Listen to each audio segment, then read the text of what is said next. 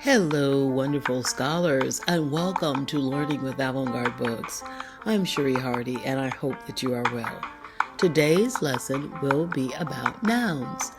What I'd like for you to do is get in a very comfortable place, just get relaxed, so that we can learn about nouns, the words that name people, places, things, and ideas.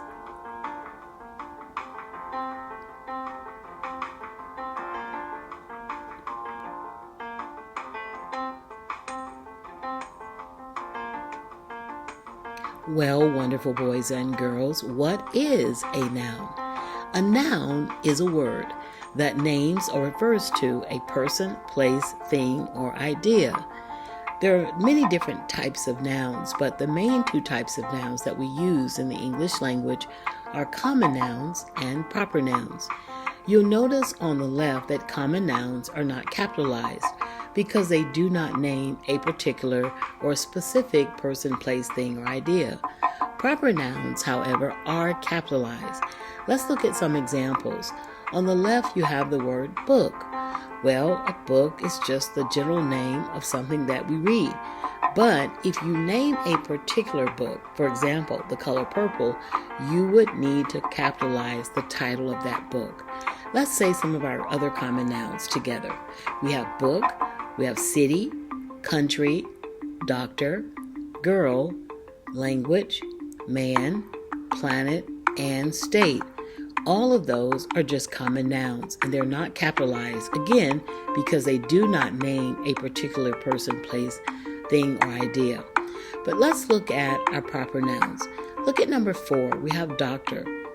And doctor is just a common noun. It's not capitalized. But if we name a particular doctor, we must capitalize that doctor's name. For example, Dr. Alexa Kennedy, the first female black neurosurgeon in the United States. Her name is capitalized because we have named a particular person and particular doctor. Look at language, for example.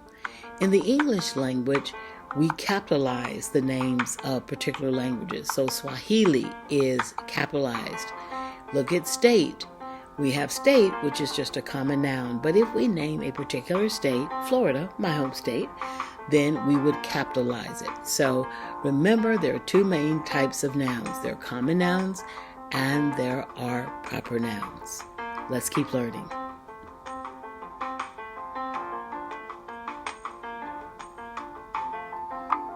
Here are some more common nouns. Common nouns are not capitalized. And as you can see, they are words that name a person, place, thing, or idea. Let's say these words together. Ant, dress, house, love, money, phone, school, sunshine, and woman.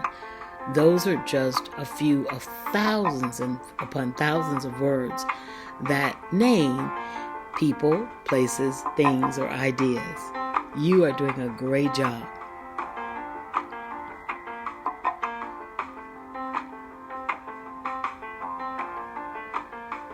We've talked a little bit about common nouns, but we also have another category of nouns called proper nouns. Proper nouns are capitalized because they name a particular or specific person, place, thing, or idea.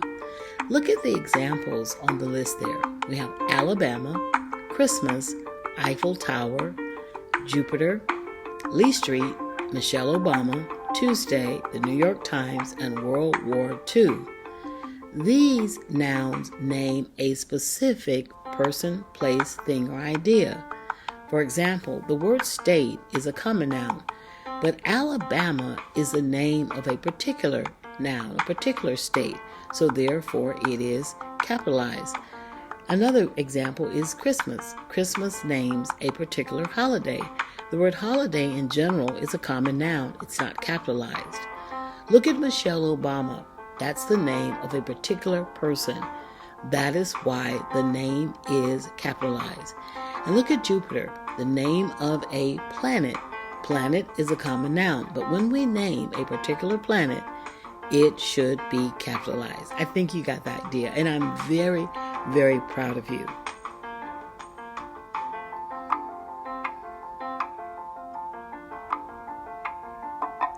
Here is another category of nouns. We call these collective nouns because they are words that refer to a group of people or things. So it's a singular word, but it refers to a group. Now, the English in the U.S., we usually consider these words singular, but in the U.K., they consider these collective nouns plural, and so therefore they will have a plural verb. Here are just a few of hundreds of collective nouns: class, company, family, flock, herd, squad, team, and tribe. All of these words are singular even though they refer to a group of people or things. Well, boys and girls, do not forget that your learning potential is limitless. Let's keep going.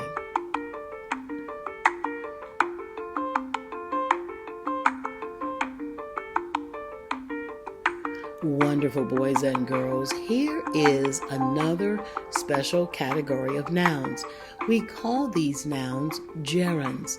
Gerunds are very special because they're actually formed by the present participles of verbs. But instead of these words expressing action, they actually name something. And remember, nouns are words that name. They name people, places, things, or ideas. Let's look at some examples. In sentence number 1, we have walking is a safe exercise for most people, regardless of their age or size.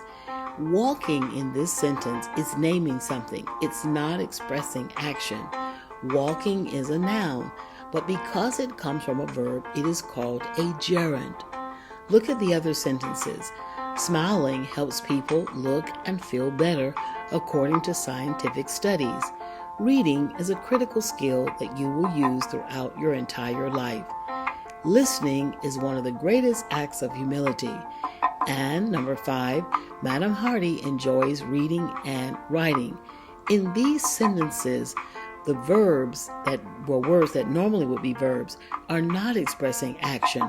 They are naming things, and that is why they are considered nouns. Let's say the word gerunds together. Say it with me. Gerunds. Do you understand what they are?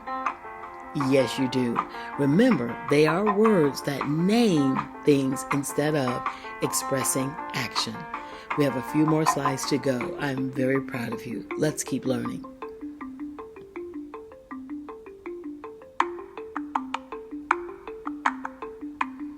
Wonderful scholars, here are some more nouns. They are called count nouns and mass nouns. Now remember, in the English language, in most languages, there are thousands upon thousands of nouns.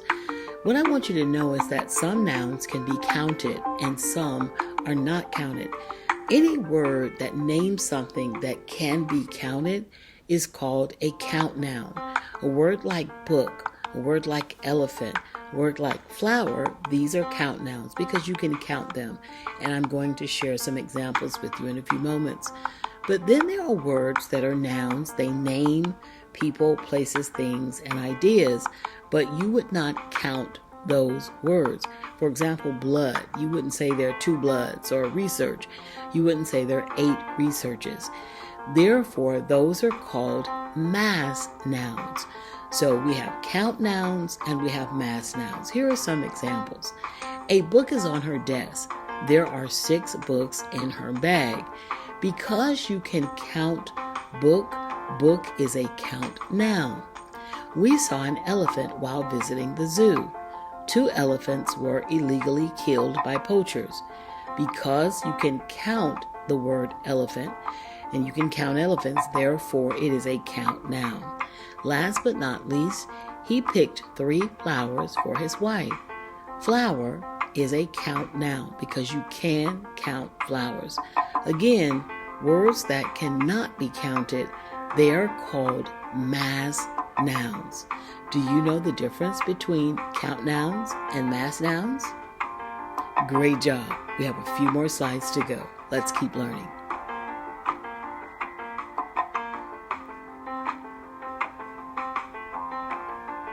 All right, we just learned about count nouns and mass nouns. But what you need to know that there are some nouns that are not counted. They're not count nouns, nor are they mass nouns. These nouns are either singular nouns or they're plural nouns.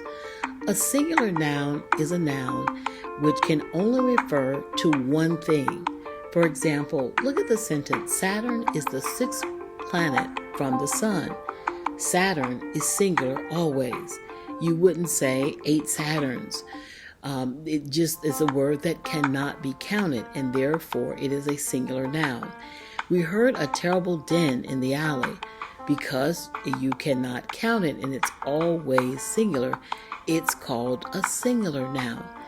Then we have some words that are always plural, and they refer to more than one person or thing, and sometimes to something that has 2 parts. Here's some examples. Townspeople are invited to a forum on the project. Townspeople is always plural. It's plural and it's going to take a plural verb. Then you have a word like scissors. Scissors is always plural, so it's called a plural noun. So we learned about count nouns and mass nouns. Now you need to know that there are singular nouns and there are plural nouns. Well, I'm so proud of you. You're doing a great job.